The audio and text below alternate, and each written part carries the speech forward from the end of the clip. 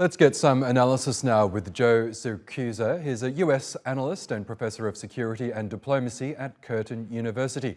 He joins us now from Melbourne, Australia. Good to have you back with us, Professor. A lot to discuss here, but let's start with the overall results so far. Generally, with midterm elections, the incumbent party, the party of the presidency, does suffer significant losses. Are you surprised at all by some of the results we're seeing now? Well, yes, I am. I mean, it's quite clear that the Democrats avoided the Biden backlash. Biden is very unpopular, and people don't like the way he runs the economy. In fact, they don't like anything about how he runs the United States, and they still voted for various Democratic congressmen and women, and probably a number of senators too, and not to mention the state legislatures. But you're not going to get rich betting on American polling. In the last 4 or 5 years, it has been terrible.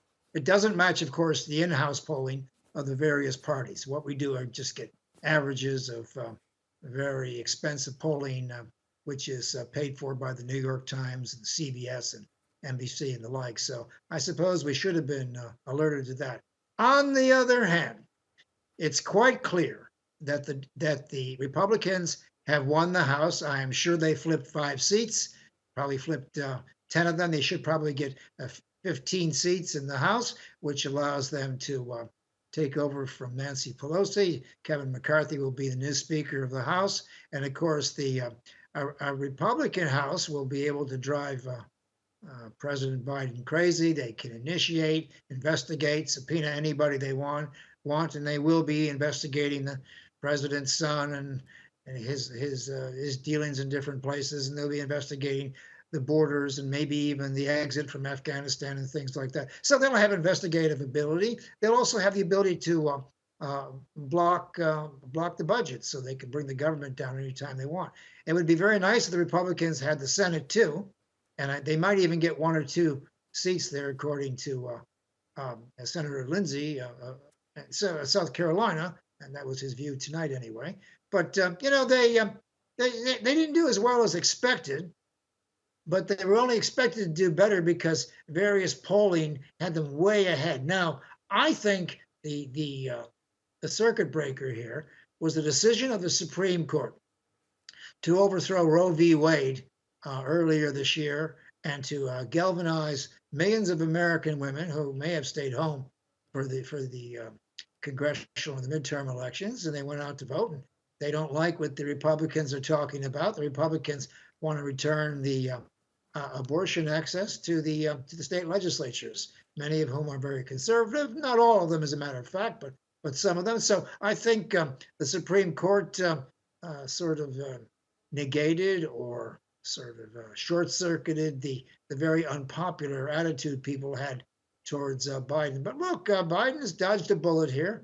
There's no red wave, but there is a majority of Republicans now in the House. And let's be very clear, politics is about numbers.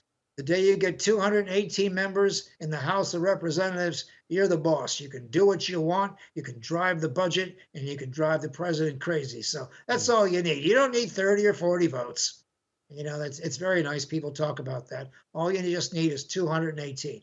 And in the Senate, all you got to do is flip 1 senator to get the votes you need to make headway there. And of course, if the president wants to do anything, or if he wants to veto things that come out of the House, he's going to need the Senate's going to need a 2/3 majority, or he's going to need 2/3 majority to get anything done one way or the other. And he doesn't have a 2/3 majority. Okay. So in a way, but the interesting thing is that Biden has done just well enough to go again in 2024.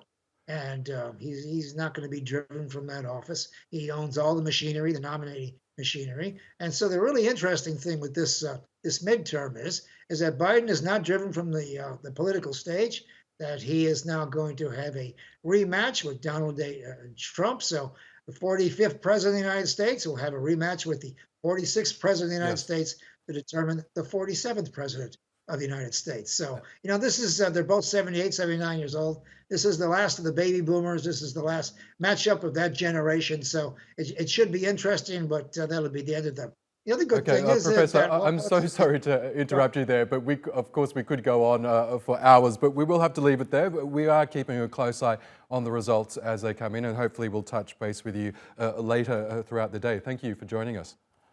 Okay, thank you.